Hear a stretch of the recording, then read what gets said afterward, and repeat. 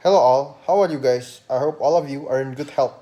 I am Francisco, and on behalf of my group, please allow us to give a presentation about the business ethics case Who Should Pay, taken from the Velasquez book. This is Eugene Elliott. He worked for Maybe Bridge and Shore, a company that rented temporary steel pedestrian footbridge to other companies. Elliott's job was to guide clients to install the bridge and conduct an inspection to make sure the installation was done properly. Are you guys familiar with the Empower Field at Mile High in Denver, Colorado, or previously known as Bronco Stadium or Invesco Field as stated in the case? To build the Invesco Field, Turner Construction was hired, and there was a need to install a temporary pedestrian bridge over the Platte River. Therefore, Turner Construction subcontracted BNC Steel to install said bridge. Turner Construction rented the bridge from Maybe Bridge, bundled with the service of Elliott. As BNC Steel began to bolt the bridge together, Elliott found that the bridge had been bolted upside down and made BNC do the job over.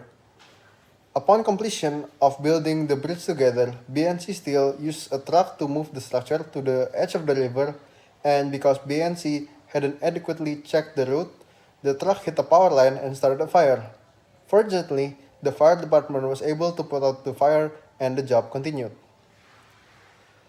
The work continued, and as the pulling crane held the bridge suspended in the air about a quarter of the way over the river, Elliot noticed that the retaining wall, which was supporting the crane on the other side of the river, was beginning to collapse, causing the crane to begin to tip sideways. The BNC steel crane operator on the other side began to untie the strap holding the bridge.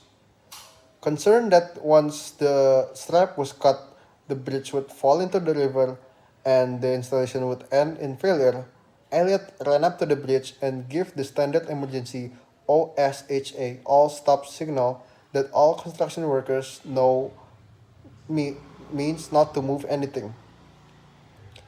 But the bridge, still attached to the crane, somehow moved, and Elliot fell, sustaining numerous pelvic injuries and a severe urethra. The cause of the movement was never established. Elliott sued Turner and BNC for negligence, resulting in economic losses of $28,000, non-economic injuries of $1.2 million, and permanent impairment of $1.2 million. Both BNC Steel and Turner claim that they are not responsible for all $2 million, $428,000. As for Turner Construction, the law states that any company leasing or contracting out any part of the work to any lessee or subcontractor shall be construed to be an employer and shall be liable to pay only compensation for injury resulting therefrom to said lessees and subcontractors and their employees, and that Turner Construction was only liable to pay the $28,000 economic losses. On the other hand, BNC still claim, since Elliot chose to remove himself from a secure and safe position and place himself in one that he understood was potentially unsafe, that Elliot was himself responsible for his injuries. Elliot justified that BNC Steel had shown patterns of negligence and were unprepared for the project, as it is evident that they failed to plan for it adequately. If OSHA all-stop procedure had been followed by BNC Steel, Elliot, as a devoted and responsible employee, can investigate what is wrong without the risk of falling. The first question is, should Turner Corporation and or BNC Steel pay for all or part of the $2.4 million settlement? We will see this question from three points of view. The first one is rights. According to rights, a company should provide safety and assurance to all of their workers, whether it is internal or outsourced workers, such as Elliot in this case. So based on that, Turner Corporation is responsible of the accident. While for the BNC, they show negligence on their work as they make several mistakes, such as initially assemble the bridge upside down and also their truck hit power wire and then cause fire. From that, we can conclude that BNC is also responsible of the accident. The second point of view is justice.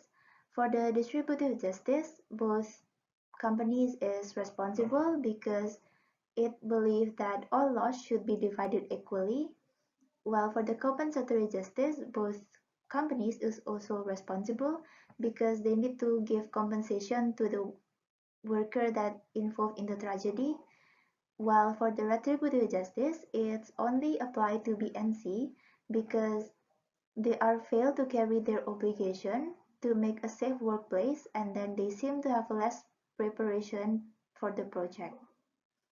The last point of view is caring. We believe that all parties, Turner Corporation, BNC Steel, and maybe Bridge, are responsible to what happened to Elliot, as all does not care to the worker's safety. Based on the three views, we can say that both Turner and BNC Steel are responsible for the accident happened to Elliot. We think that Turner Corporation is responsible for the economic and non-economic losses as they are act as the general contractor, while BNC Steel is responsible for the permanent impairment as they are the one that assemble the bridge. The second question is, should Elliot be held wholly or partially responsible for his injuries and left to shoulder all or part of the $2.4 million cost of his injuries? According to Velasquez, a person is morally responsible of his or her own injuries if, first, the person caused or helped cause it or failed to prevent it when he or she could have and should have. Second, the person did so knowing what he or she was doing. And lastly, the person did so of his or her own free will. According to the case, we can say Elliot is the supervisor as he inspect and instruct the installation of the bridge. So he should be able to prevent the accident.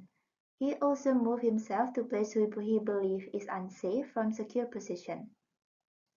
Based on that two reasons, Elliot is partly responsible of his own injuries, but it's only partly because operator of the BNC Steel is negligence of the project, and then the Turner Corporation also responsible as the general contractor of the stadium. Okay. So moving on to the third question is the Colorado Workers' Compensation Law, to which Turner Construction appealed fair.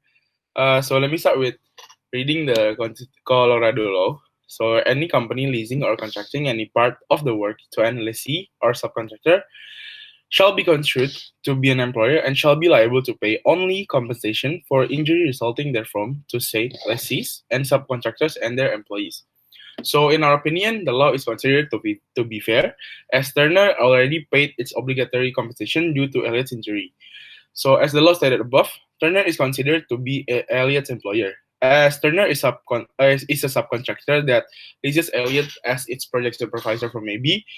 Elliot suffered the injury while temporarily employed by Turner.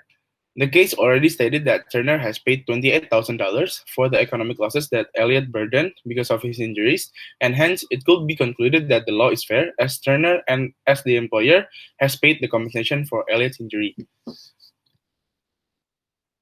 Thank you very much, guys, for your attention. If you have any question, just ask it in the class tomorrow evening, and see you in class. Thank you.